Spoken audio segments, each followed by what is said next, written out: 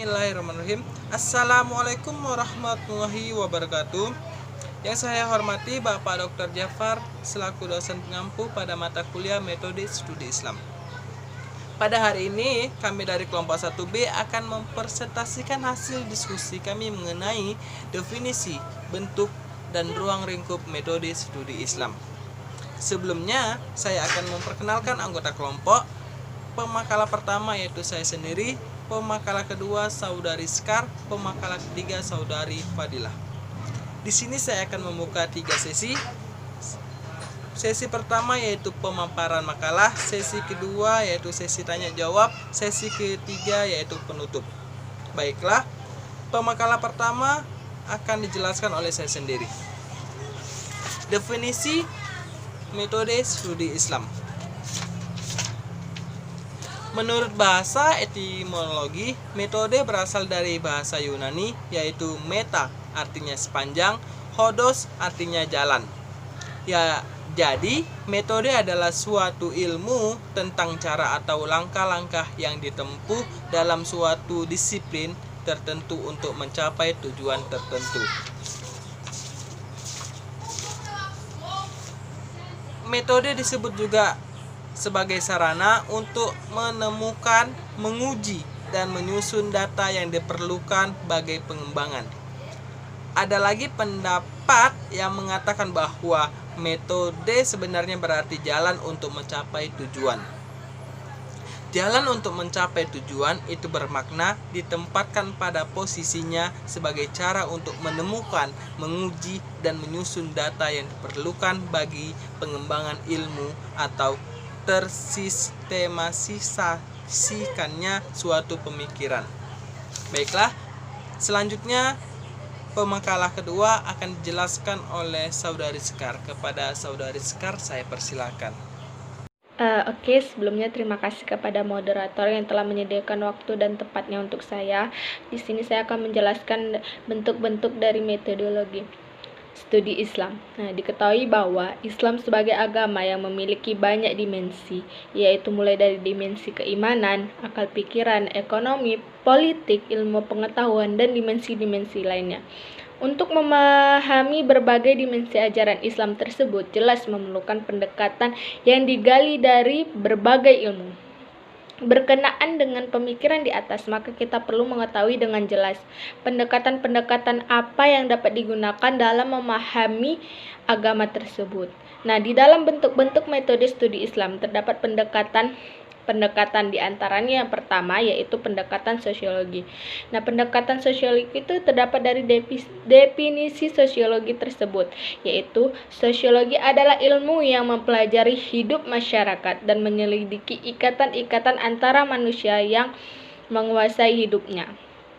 Jadi, pendekatan sosiologi itu dibedakan dari pendekatan studi agama lainnya karena fokus perhatiannya pada interaksi antara agama dan masyarakat.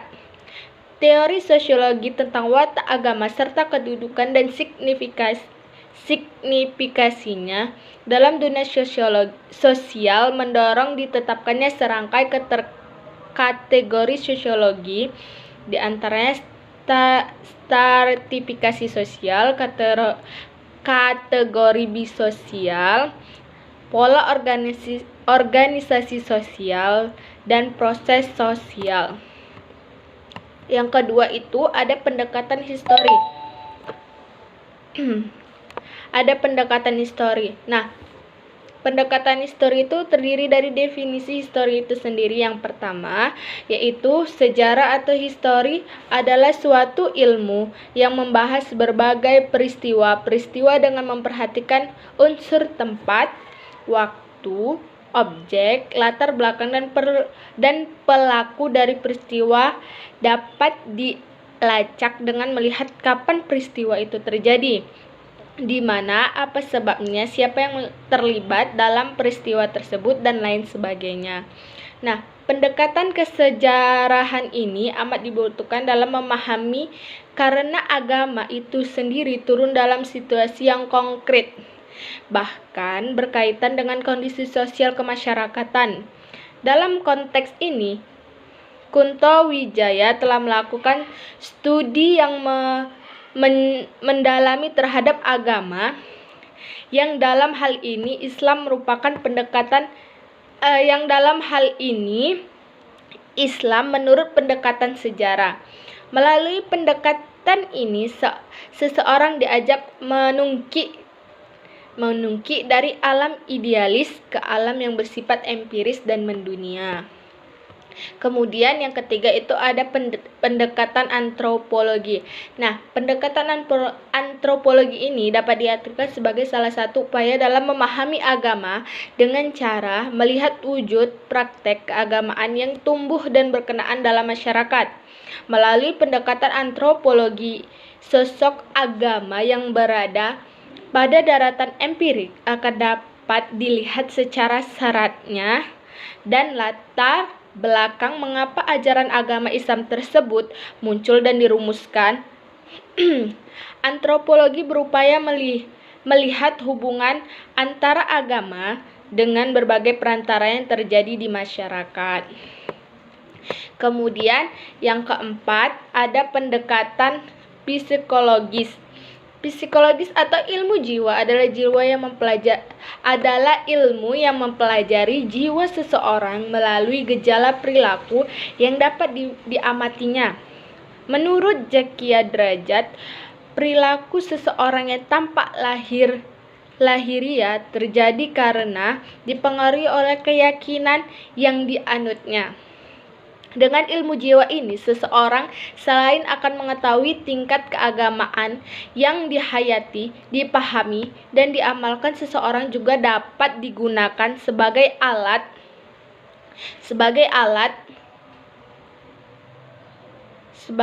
untuk memasuki agama ke dalam jiwa seseorang sesuai dengan tingkat usianya. Nah, itulah beberapa pendekatan yang berhubungan dengan bentuk-bentuk metode studi Islam.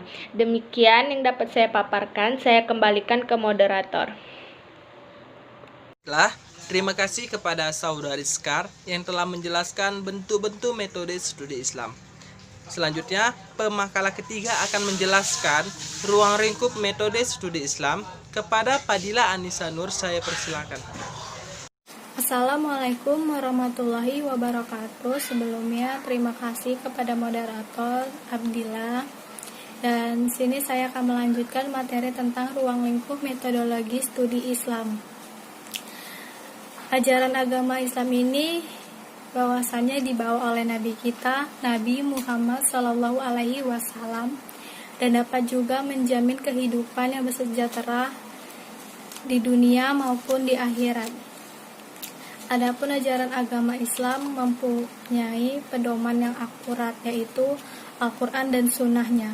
Dan sesungguhnya agama Islam itu mengajarkan kita kehidupan yang dinamis dan progresif.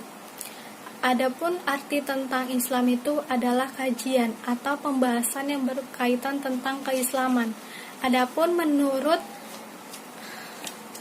Muhammad Nur Hakim, yang pertama, Islam sebagai doktrin dari Tuhan yang kebenarannya bagi para pemeluknya sudah final, dalam arti absolut dan diterima secara apa adanya. Yang kedua, sebagai gejala budaya yang berarti seluruh apa yang menjadi kreasi manusia dalam kaitan agama dengan agama, termasuk pemahaman orang doktrin agama. Yang ketiga, interaksi sosial, yaitu realitas umat. Terima kasih. Terima kasih kepada pemakalah yang telah menjelaskan. Selanjutnya yaitu sesi tanya jawab. Berhubungan kita tidak bertatap muka, sesi tanya jawab saya berakhiri sampai sini. Sesi terakhir yaitu penutup. Di sini saya akan menyimpulkan kesimpulan dari makalah kami tersebut. Kesimpulannya yaitu menurut bahasa etimologi, metode berasal dari bahasa Yunani, yaitu meta artinya sepanjang, hodos artinya jalan. Jadi, metode adalah suatu ilmu tentang cara atau langkah-langkah yang ditempuh dalam suatu disiplin tertentu untuk mencapai tujuan tertentu. Bentuk-bentuk pendekatan metodologi studi Islam terbagi menjadi 4. Yang pertama, pendekatan sosiologi, kedua pendekatan historis, ketiga pendekatan antropologis, keempat, pendekatan psikologis. Adapun arti tentang Islam itu adalah tentang kajian ataupun pembahasan yang berkaitan dengan keislaman. Sekian dari kelompok 1B. Bila ada kata yang salah, kami dari kelompok 1B mengucapkan mohon maaf sebesar-besarnya. Saya akhiri, wabillahi taufiq wal hidayah. Wassalamualaikum warahmatullahi wabarakatuh.